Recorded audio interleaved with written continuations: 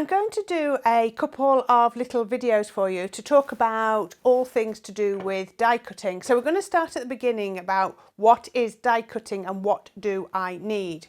So going back to the beginning, dies are pieces of metal which have a blade on them, but they are not sharp. I can press this into my hand and it won't cut.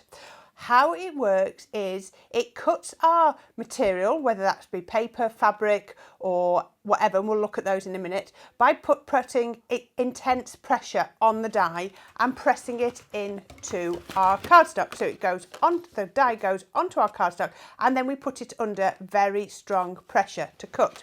And to do that, we need a die cutting machine. Now there are lots of die cutting machines on the market. This is the Cut and Boss, and then I've got a small one on this side, and this is our little Kit and Caboodle.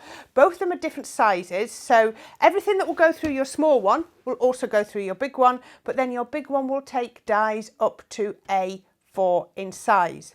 So if you're not into die cutting and you think I quite fancy having a go at that, what do you need? So you need a die cutting machine, whether it's a large one or a small one. Just remember you've got limitations on what you can put through a small one. A small one, your dies are going to fit on your 3-inch plate, so the dies have to be smaller than that.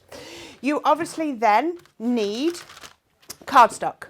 So you use whatever cardstock you've got. I've just got a couple of pieces here. I've got some mirror card and I've got a couple of pieces of orange. So this is about 220 GSM. That's the thickness. Dies will cut quite easily up to about 300 GSM, which is quite strong and used for construction.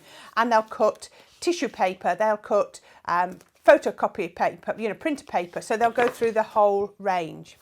What else do you need? You also need some low tack tape. Low tack tape is really useful. So there's a couple of different good ones on the market. This one is a clear one, which I really like, and you'll see me use this on my show. So this is a lovely low tack one, or you can use a low tack masking tape. Both are going to work equally as well. And we use those so that when we have our dies, I'm just going to show you here, when you put your die on your cardstock, you can then tape your die where you want it to stay. And we just put our low tack tape on, it goes through the machine, and when we take it off, it hasn't damaged the cardstock at all when we take the die out. And I'll show you how to use that in a minute. What else might you need? You obviously need dies, and that's entirely up to you what you get. So maybe you need some of your basic shapes like this. This is a fluted edge circle die set. So you've got all the sizes from large to small. Obviously, if you've got large, you're going to need your larger die cutting machine. Or you might want some detail dies, and I've got a lovely detail die there.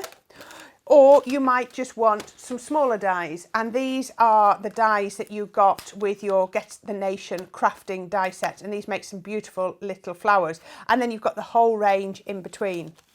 It might be that you've got some of these old steel rule dies. Now if you've got these, you obviously need a large machine like our Cut and Boss that will take these thick dies. So we're going from a die this thick to this thick, and the machine will do all of those.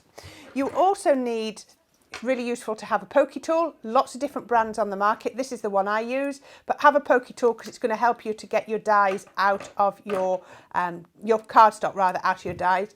Pair of tweezers is always useful, and you're really going to need some glue. Wet glue or double-sided tape, it's entirely up to you, but you're going to need some adhesive. Also, I find quite useful is a ball tool, because that's going to allow you to add a little bit of shape to your dies. Not just your flowers, but even just doing things like circles and things, it's going to let you add shape.